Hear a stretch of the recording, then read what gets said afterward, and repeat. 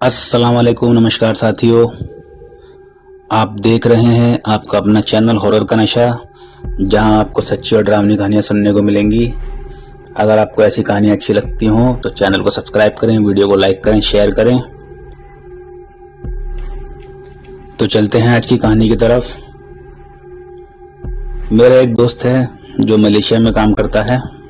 3-4 साल से वो वहीं है। तो अभी उसने मेरी जो 1-2 वीडियो देखने के बाद उसने एक स्टोरी मुझे वहां से भेजी, तो वो स्टोरी मैं आपको आज सुना रहा हूँ। उसके साथ फिरोज नाम का एक लड़का काम करता है जो वहीं मलेशिया का है। ये कहानी उसके बड़े भाई दानिश की है। फिरोज और दानिश के पिता एक मुर्दाघर में काम करते हैं जिनका नाम साजिद है। उनका काम है लावारिस लाशों को गुस्ल देना और उन्हें दफनाना। अक्सर वहाँ कटी फटी बॉडियाँ, एक्सीडेंट हुआ है, किसी के कोई चोट लगी हुई है, किसी के कुछ ऐसा, इस तरह की बॉडियाँ वहाँ पे आती रहती हैं जिनका कोई जानने पहचानने वाला नहीं होता,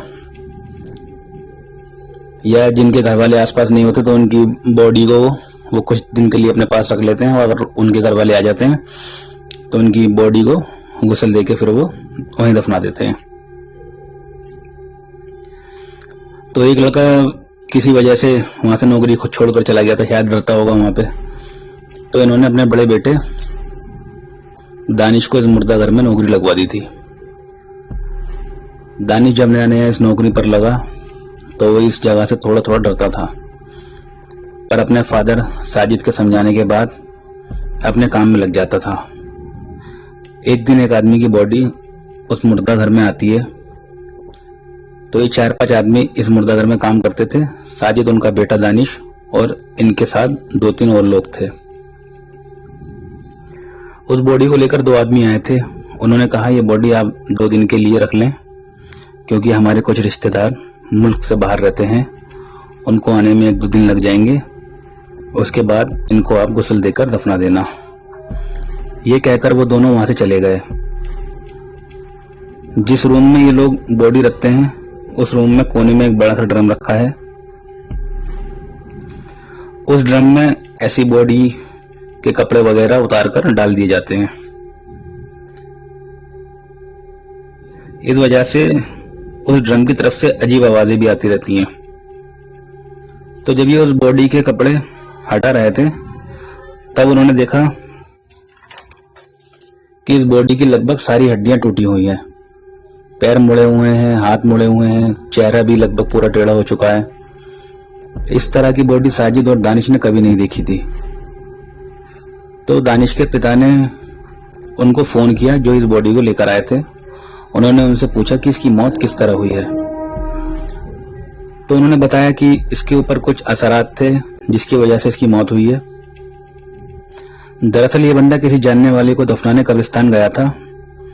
कब्रिस्तान में ज्यादा जगह न होने के कारण अक्सर गलती से लोगों का पैर कब्र पर पड़ जाता है। तो हम लोग इससे यही कह रहे थे कि किसी कब्र पर पैर मत रखना, ध्यान से चलो।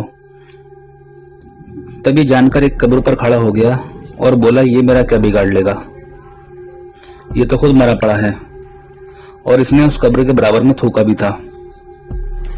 उसी दिन से इस पर कुछ असर हो गया था और 10 दिन के अंदर ही इसकी मौत हो गई। खैर, उनसे बात करने के बाद उन्होंने इस बॉडी को स्ट्रेचर पर लिटाकर एक तरफ रख दिया और ये लोग उस कमरे से बाहर आ गए। किसी काम से दानिश को इस रूम में जाना पड़ा।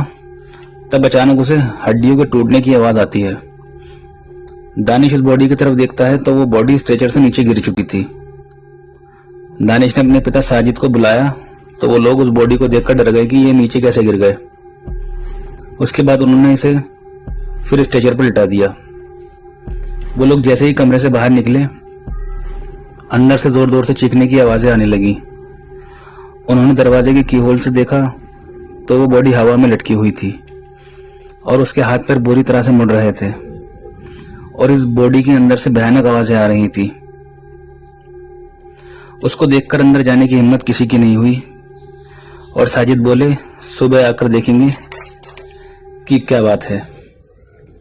अगले दिन दोनों 2 और लोगों के साथ इस रूम में जाते हैं। तब फिर वो बॉडी स्ट्रेचर से नीचे गिरी हुई है। साजिद ने उन लोगों को फिर फोन किया जो लोग ये बॉडी लेकर आए थे। उनका फोन बंद था। 3 दिन तक उस बॉडी को लेने कोई नहीं आया और उन लोगों ने अपना फोन भी बंद कर दिया था जो इसे यहाँ पर छोड़ गए थे। साजिद ने उन्हें गुस्ल करा के दफना दिया। जिस कब्रिस्तान में इन्हें दफनाया वहां से 3 लड़के गुजर रहे थे।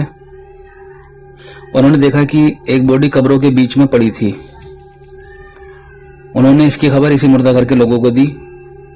उन्होंने साजिद को फोन किया कि जाकर देखें। रात के 12 बजे फोन आया था।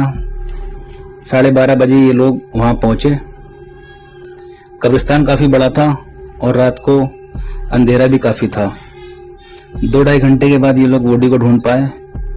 इनकी आंखों के सामने वो बॉडी पूरे कब्रिस्तान में कब्रों के ऊपर से होती हुई घिसटती जा रही थी। ऐसा लग रहा था जैसे उस बॉडी को कोई बहुत तेजी से और बहुत ताकत से खींच रहा है। बॉडी पूरी तरह फट चुकी थी।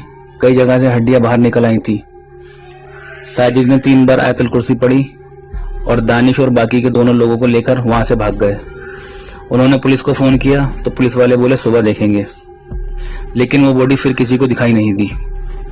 साजिद तो अभी भी ये काम कर रहे हैं, पर दानिश ने ये काम छोड़ दिया है। इस हादसे से दानिश काफी डर गया था और उसे नॉर्मल होने में लगभग 2-3 महीने लगे। तो दोस्तों, ये थी आज की कहानी। आपको कैसी लगी? अच्छी लगी हो तो चैनल को सब्सक्राइब करें, वीडियो को लाइक करें। मिलते हैं अगली वीडियो में। खुदा हाफिज।